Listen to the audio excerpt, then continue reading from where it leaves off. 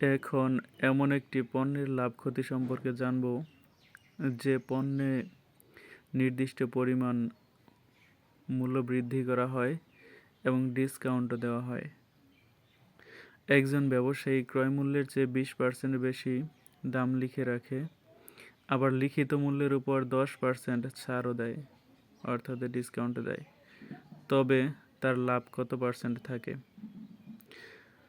ধরি cost price বা ক্রয় মূল্য 100 টাকা, তাহলে যেহেতু 20% বেশি মূল্য লিখে রাখছে, তাহলে লিখিত মূল্য বা মার্কড প্রাইস হবে 120 টাকা।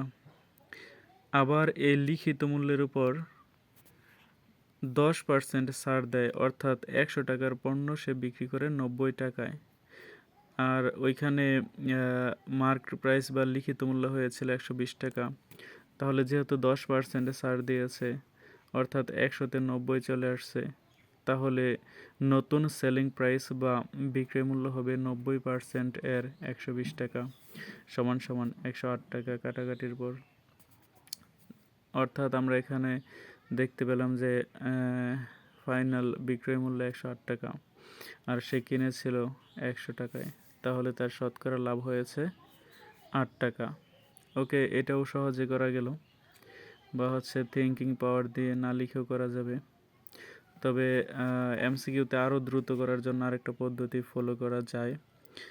ওইটা যেহেতু 20% বাড়ছে, এই জন্য আমরা লিখলাম +20, আবার 10% ডিসকাউন্ট দিয়েছে, এই জন্য -10।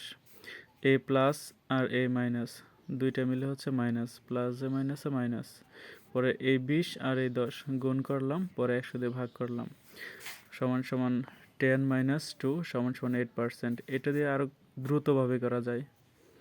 এই দুইটা পদ্ধতি এই অঙ্কটি বের করার জন্য খুব সহজ টেকনিক।